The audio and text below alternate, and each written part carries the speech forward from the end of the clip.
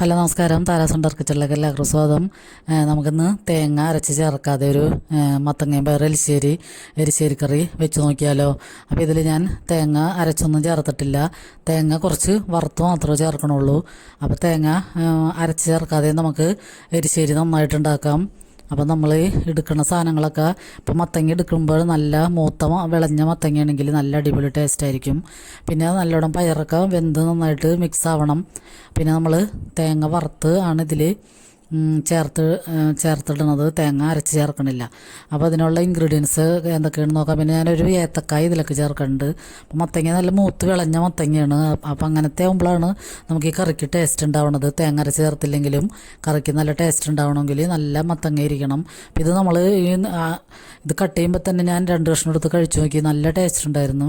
പിന്നെ ഞാൻ ആ കായ ഇത്തിരി കഞ്ഞവെള്ളത്തിലൊക്കെ ഇട്ട് അതിൻ്റെ കറയൊക്കെ കളഞ്ഞ് കഴുകിയെടുത്ത് വെച്ചേക്കണതാണ്. പിന്നെ ഒരു പകുതി സവാളയും 2 പച്ചമുളകും കൂടി ഇതിൽ ചേർക്കുന്നുണ്ട്. അപ്പോൾ അത് നമുക്ക് കുക്കറിലിട്ടിട്ട് ഒരു വിസിൽ കേട്ടാൽ മതിയാവും. അപ്പോൾ ഒരു വിസിൽ കേട്ടപ്പോൾ തന്നെ ഈ മത്തങ്ങ നന്നായിട്ട് വെന്തുടഞ്ഞു പോയി. അത്രയും വേഗമെന്നറിയണമെങ്കിൽ ഞാൻ വിസിൽ കെട്ടിയിട്ട് അത് കളഞ്ഞാനായിരുന്നു. പക്ഷേ മത്തങ്ങ ഭയങ്കരമായിട്ട് നന്നായിട്ട് വെന്തുടഞ്ഞു പോയി. കായ പാകത്തിനുള്ള വേവായിട്ടുണ്ടായുള്ളൂ. അപ്പോൾ ഞാനത് പയറൊക്കെ ഞാൻ നേരത്തെ വേവിച്ച് നല്ലതായിട്ട് വേഗണ പയറായിരുന്നു. അപ്പോൾ നന്നായിട്ട് വെന്തുടഞ്ഞിരിക്കുന്നുണ്ട്. അപ്പോൾ അതിലേക്ക് നമുക്ക് ഈ കൂട്ടും കൂടി ചേർത്തിട്ട് നന്നായിട്ട് മിക്സ് ചെയ്യാം. അപ്പോൾ ഇത് പയറും മത്തങ്ങയൊക്കെ നന്നായിട്ട് വെന്തേക്കണ്ടായിരുന്നു തന്നെ. പിന്നെ ഇതിലേക്ക് നമ്മൾ തേങ്ങ അരച്ച് ചേർക്കേണ്ട ആവശ്യമില്ല. നല്ല അടിപൊളി ടേസ്റ്റായിരുന്നു ഈ കറിക്ക്. അപ്പോൾ പയറിലും നമ്മൾ ഉപ്പും ഒരു പകുതി സവാളയും കൂടി ഇട്ടിട്ട് വേവിച്ചെടുത്തതാണ്. അപ്പോൾ പയർ നന്നായിട്ട് വെന്തുടഞ്ഞിട്ടുണ്ട്. പിന്നെ നമുക്കതിലേക്ക് കടുക് പൊട്ടിച്ച് കറിവേപ്പിലയും കൂടി ഇട്ടിട്ട് വറ്റൽമുളക് ഉണ്ടെങ്കിൽ അതും കൂടി ഇട്ട് കൊടുക്കാം. അപ്പോൾ ഞാനത് കഴിഞ്ഞിട്ട് തേങ്ങയാണ് ഇടുന്നത്. അപ്പോൾ ഞാൻ ചെറിയുള്ളിയും വെളുത്തുള്ളിയും കട്ട് ചെയ്ത് ചെറുതാക്കി അരിഞ്ഞെടുത്ത് വെച്ചിട്ടുണ്ട്. അപ്പോൾ ഈ തേങ്ങ ഇടണേക്ക് മുമ്പ് ചെറിയുള്ളി ഇടേണ്ടതായിരുന്നു. അപ്പോൾ ഞാനത് പെട്ടെന്ന് ഓർക്കാതെ തേങ്ങ ഇട്ട്, പിന്നെ ഞാൻ നടുക്ക് സ്ഥലം ഉണ്ടാക്കി കുറച്ചും കൂടി വെളിച്ചെണ്ണ ഒഴിച്ചിട്ട് വെളുത്തുള്ളിയും ചെറിയുള്ളിയും കൂടിയും അരിഞ്ഞതും കൂടി ഇട്ടിട്ട് അതും കൂടി ഒന്ന് തേങ്ങയുടെ ഒപ്പം തന്നെ ഇട്ടിട്ട് നമുക്കതും കൂടിയും നന്നായിട്ട് മൂപ്പിച്ചെടുക്കാം. അപ്പോൾ ഇങ്ങനത്തെ കറിയിൽ തേങ്ങ വറുത്തിട്ടാൽ മാത്രം മതിയാകും. അപ്പോൾ തേങ്ങ നന്നായിട്ട് നല്ല ചുമക്കനെ തന്നെ വറുക്കണം. അപ്പോൾ വെളുത്തുള്ളിയും ഉള്ളിയൊക്കെ അതിൻ്റെ കൂടെ ചേർന്ന് നന്നായിട്ട് മൂത്തിട്ടുണ്ട്. അപ്പോൾ നമുക്ക് ഈ കറിയിലേക്ക് ചേർത്ത് കൊടുക്കാം. അപ്പോൾ നല്ല അടിപൊളി ടേസ്റ്റായിരുന്നു ഈ കറിക്ക്. അപ്പോൾ നമ്മൾ ഈ വേനൽക്കാലത്ത് ഇങ്ങനെയൊക്കെയുള്ള നോയമ്പ് സീസണിലാണ് ഇങ്ങനത്തെയൊക്കെ കറികളൊക്കെ വെച്ച് കൂട്ടണത്. പിന്നെ നമ്മൾ ഓണത്തിന് വിഷുവിന് അങ്ങനെയൊക്കെയുള്ള പ്രത്യേക വിശേഷ ദിവസങ്ങളിൽ മാത്രമുള്ള ഇങ്ങനത്തെ കറികളൊക്കെ കൂട്ടുള്ളൂ. അപ്പോൾ ഇതൊക്കെ ഈ വേനൽക്കാലത്ത് ഇത്തരം കറികൾ കൂട്ടാൻ എല്ലാവരും ശ്രമിക്കുക. അപ്പോൾ നമുക്ക് ഈ തേങ്ങ വറുത്തതും കൂടി മീതിട്ടിട്ട് 1 മിനിറ്റ് വരെ ഒന്ന് മൂടി വയ്ക്കാം. അതിന് ശേഷം നമുക്ക് ഒന്ന് മിക്സ് ചെയ്ത് കൊടുക്കാം.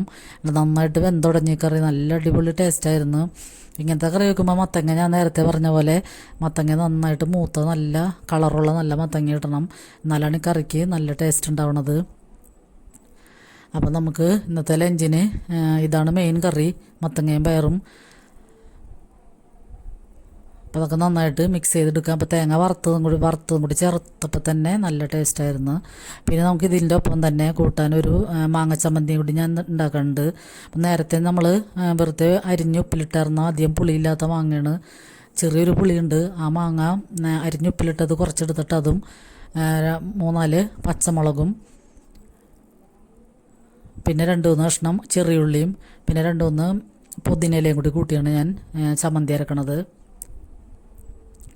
അപ്പോൾ പുതിനയില നമ്മുടെ ഇവിടെ ഉണ്ടായത് തന്നെയാണ്. ഞാൻ ഇപ്പോൾ പുതിനയിലയുടെ ഒരു തണ്ട് നട്ട് വളർത്തിയിട്ട് അതുമെന്ന് കുറച്ച് ഇലകളൊക്കെ ഉണ്ടായിട്ടുണ്ട്. പിന്നെ പച്ചമുളകും ഒരു ചെറിയ പച്ചമുളകൊക്കെ പിടിച്ച് കിട്ടിയിട്ടുണ്ട്. അപ്പോൾ അതിൻ്റെയാണ് പച്ചമുളകുള്ളത്.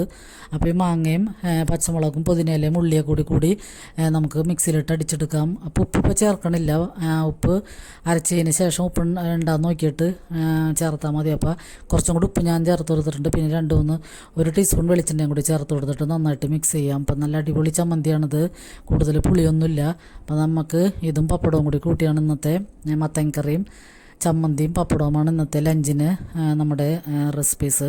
അപ്പോൾ വീഡിയോ എല്ലാവർക്കും ഇഷ്ടമായെന്ന് കരുതുന്നു. ഇഷ്ടമായാൽ ലൈക്ക് ചെയ്യാനും കമൻറ്റ് ചെയ്യാനും സബ്സ്ക്രൈബ് ചെയ്യാതെ കാണുന്നവരുണ്ടെങ്കിൽ പ്ലീസ് ഒന്ന് സബ്സ്ക്രൈബ് ചെയ്ത് സപ്പോർട്ട് ചെയ്യണേ. അപ്പോൾ എല്ലാവർക്കും ഒരുപാട് നന്ദി.